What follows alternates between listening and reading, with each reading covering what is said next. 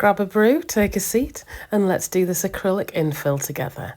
So you're going to start by debulking. Here I'm predominantly just taking off the gel polish and some of the apex. I don't want to lose too much of the structure because I'm literally just doing an infill. They were about 3 and a bit weeks old, I think, these. Not a spot of lifting, they'd lasted really well. So it was just a case of kind of getting that colour off because we just wanted to kind of, like I said, debulk them, reshape them, and then do all of the natural nail prep. Now also I had to turn my dust collector off because my friend's dog is terribly afraid of the dust collector noise. So so you can see the difference, if you go to some of my other videos, you'll notice how much less dust there is around. Now the link for this is in my link tree. It's the Sunshine equipment dust collector, but I would highly recommend going and checking it out because this video alone shows you why you need one. If you'll notice, I'm looking at the nail while I'm doing this from all angles, so I'm looking down the length. I'm making sure I've got, this is a safety bit 2x coarse bit from Amazon, so it's quite good because you can get right into the corners there. So you'll see there I can get right up to the side and it's totally safe for my client.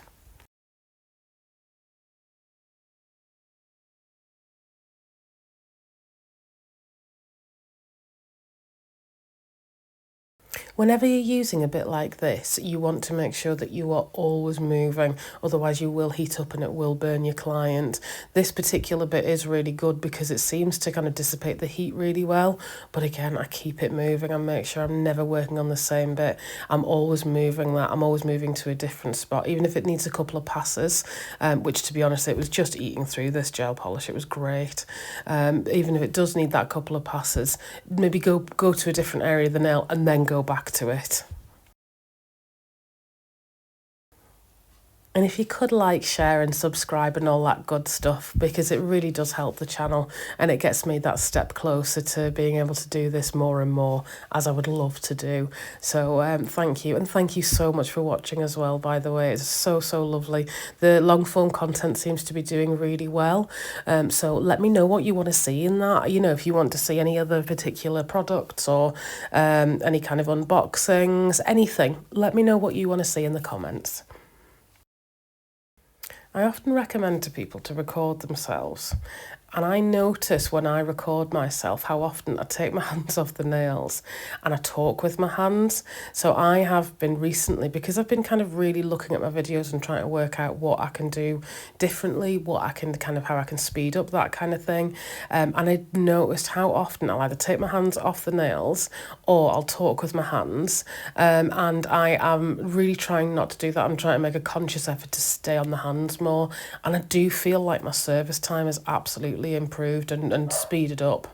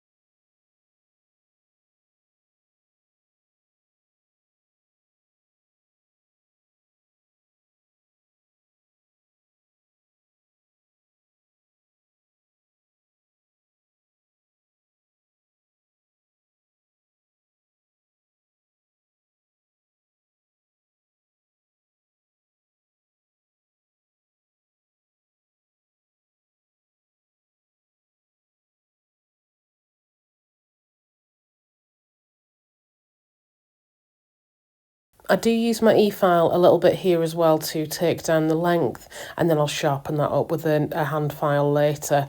I think it's really, really important to try and let the e-file do as much as possible for you.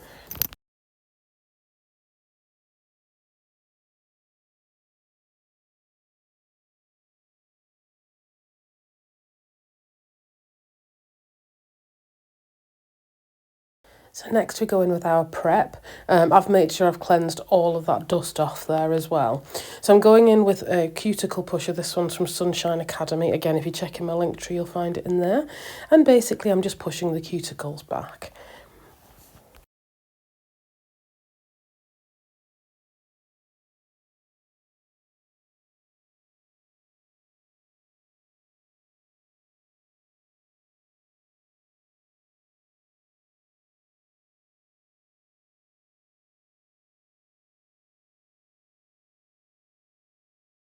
Once they're pushed back and lifted slightly, I'll go in with a pointed bit or a cone bit on reverse. Now this one's from Hayley Winder. I also love the tiny bit from Katie Barnes, and basically it's just to lift the cuticle a little bit more and clean any non-living tissue off the nail plate.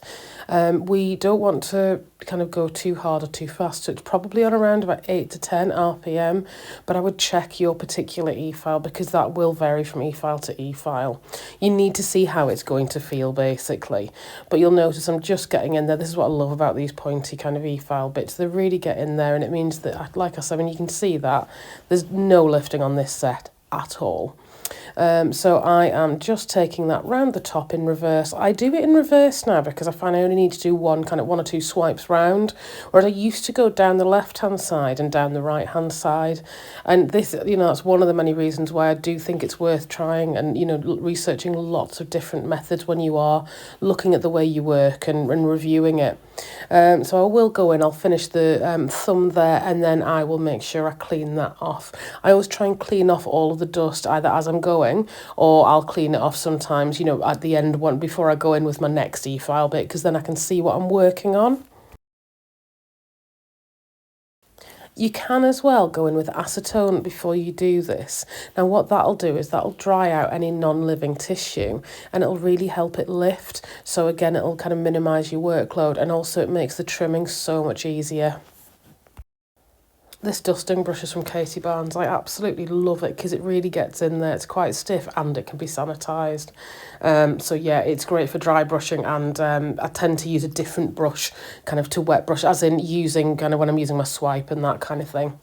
So next we're going to go in with our nippers. Now on this set I am using the cuticle scissors from Katie Barnes. I mean, I rave about them in every video that I do, I think, but they are genuinely really good. They're small. I mean, if you look at, because I've done quite a bit of exfoliation there already, that what I'm having to actually trim off is minimal. So we're not cutting a load of skin. We're cutting the remaining non-living tissue that we've lifted off that nail plate.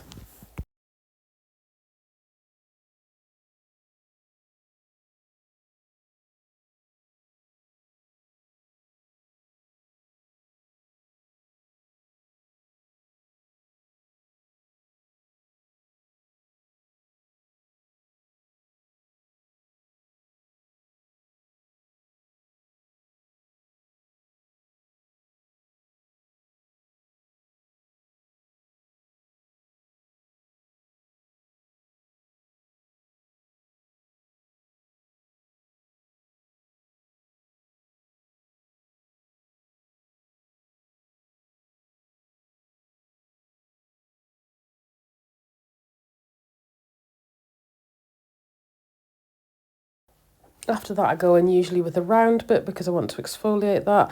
I'm not really going onto the nail plate at all with this. I'm mainly pushing that cuticle back a little bit further and exfoliating any remaining skin off there. So kind of any hangnails. And if you'll notice in a second, I go right up onto the actual skin there. They're very, very gentle, these bits. They're fantastic for prep. And actually, if you are wondering where this one's from Hayley Winder as well. It's HW Nail Systems. Now, she's not in my link tree, but I would highly recommend her bits, etc. She's fantastic.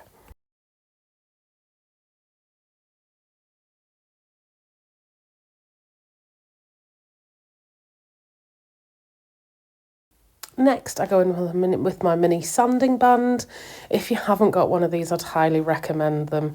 Now, I do know that using a sanding band on the natural nail plate is a little bit controversial.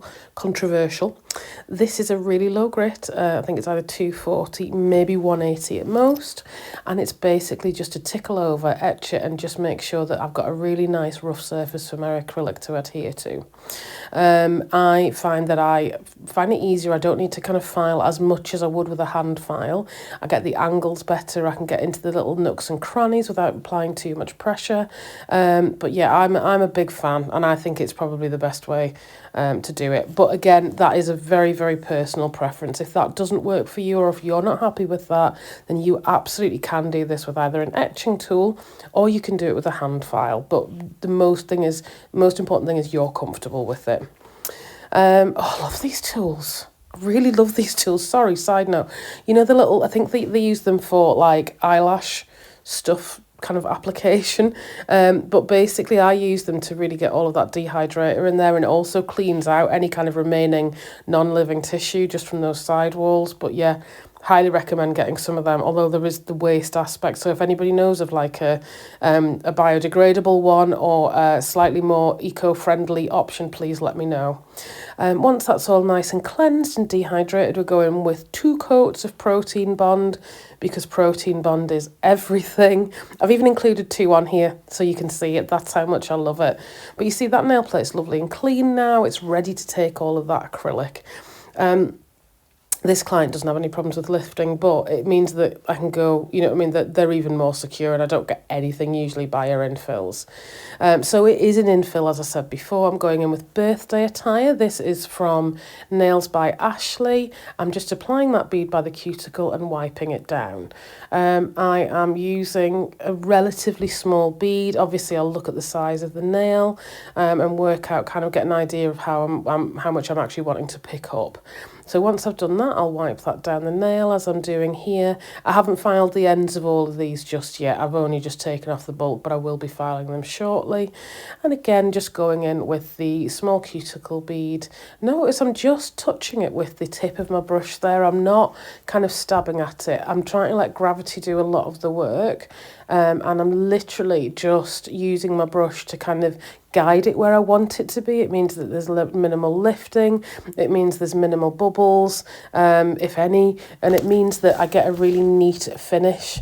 So yeah, highly recommend doing it like this.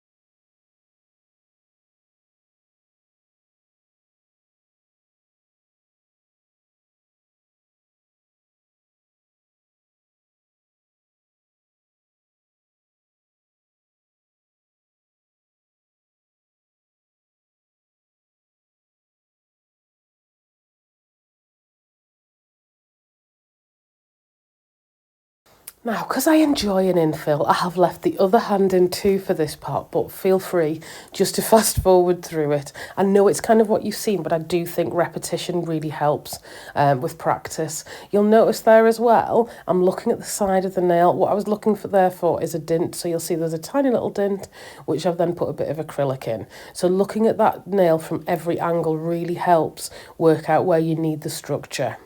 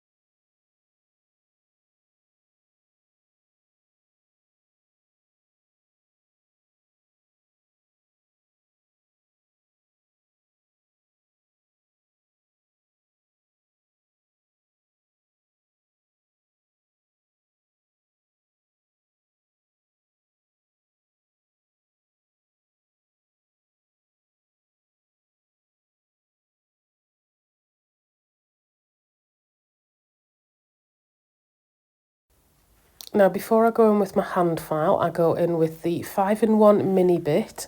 I really find this helps with my shaping, and it's from, this one's from Willow Academy, but Katie Barnes does sell them as well. I think it's like a medium to fine bit. So that means that there's a medium kind of grit at the base, and then I think it goes up to a fine at the top. So it's great for sealing cuticles. It's a bit small for larger nails, so I do have a larger version for longer nails, but you know, like for little nails like this, it's absolutely perfect.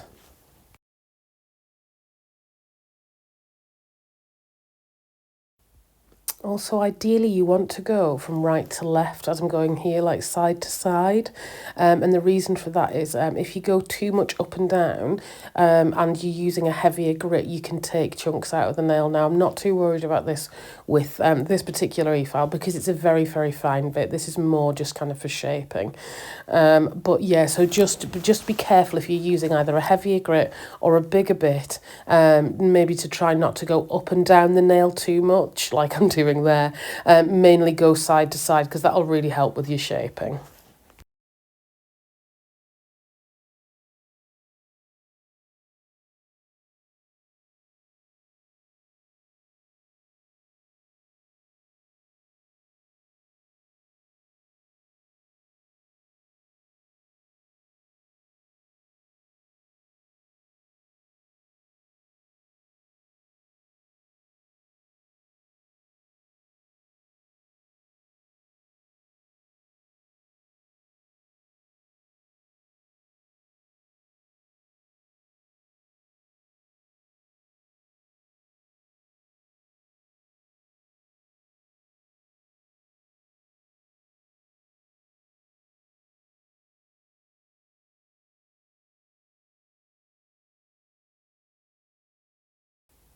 Next, we want to go in with our hand file, and I always do the free edges first. It's important to try and get a routine in, so I think I'm only showing you one nail here, but basically you need to get the routine because it'll make sure all of the nails look the same.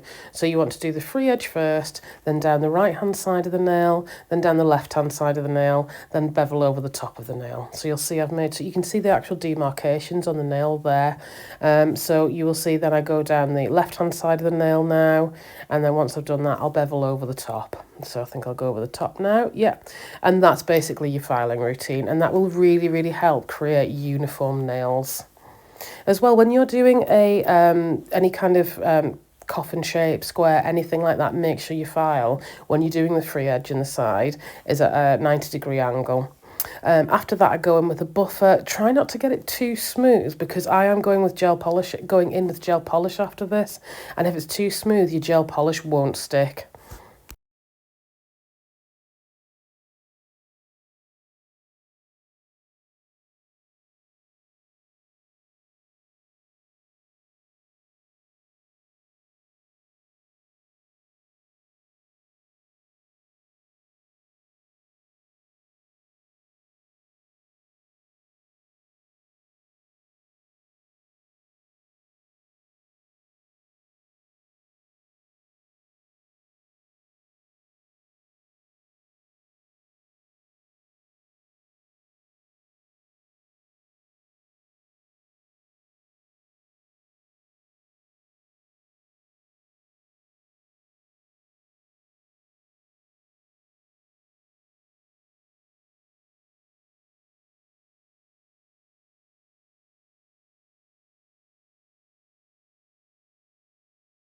Now I have cleansed them, and I'll just pull that back there so you can see a picture of the kind of before gel polish shot.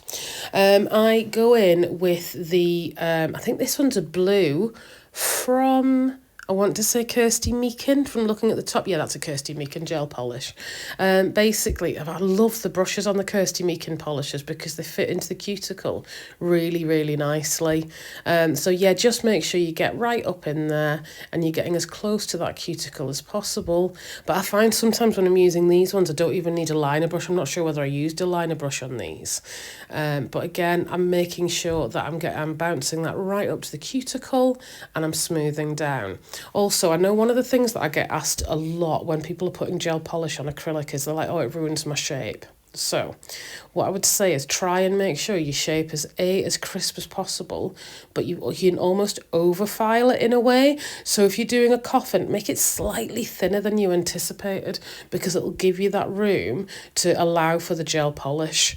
So you'll see again, I'm just going and I'm doing thin layers, also really, really important when you're working on acrylic. So these polishes are perfect for that because they really only need like a one coat polish. Now I am going in after this with a blue cat's eye gel.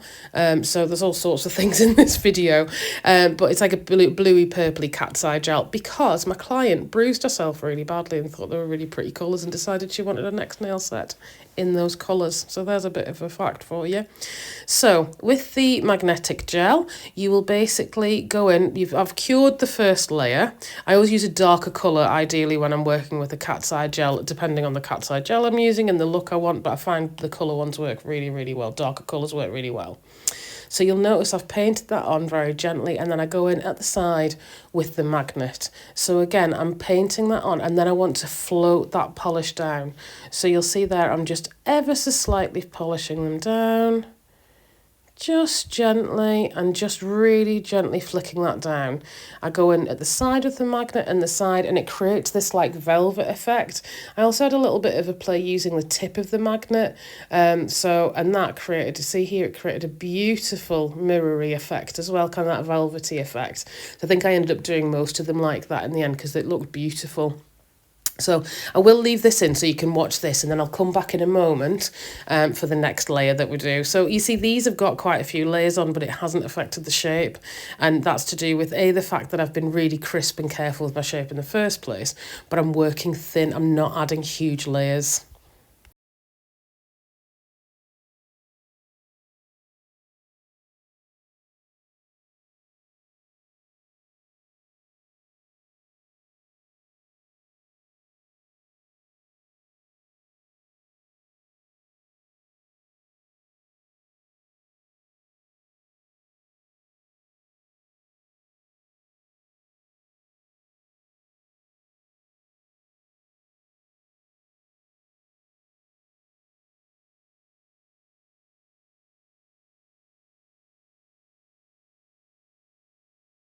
So then into the tacky layer, we just get a fluffy dusty brush, and I get some chameleon flakes. These ones are from CJP, I think. And we just literally dusted them very lightly into the inhibition layer. And then you'll notice in a moment, I really brush them in quite hard with the actual brush itself. So like, there you go. You see, I'll give it a really good brush just to make sure they're really burnished into that sticky layer.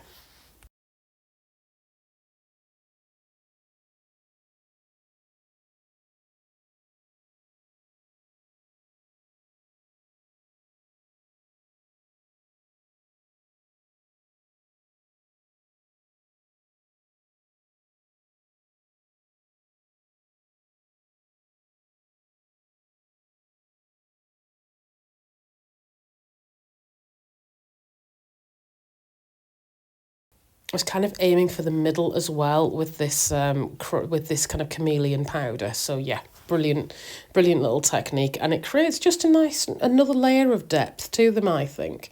Then I go in with a dusty brush to get all the excess off, and then we can top coat. So I'm just going to very gently float that top coat over the top. You might want to wipe your brush before you go back in when you're using a flake like this, so you don't get any flakes dissolving into your top coat and affecting the colour. But yeah, again, it's just, there's very little on that brush. I am just making sure that it's really nicely evenly coated.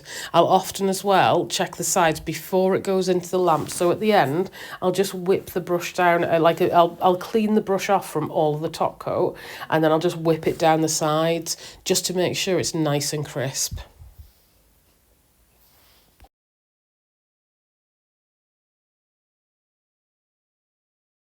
Well, we're coming up to the final look shortly. I do hope you've enjoyed this. I don't know whether I've said it before, but if I haven't, please, if you could like and follow this video, I would be super grateful. I'm also really open to suggestions, and anything you want to see, just let me know in the comments. Thank you so much for watching. You have a wonderful day now. Thank you. Bye.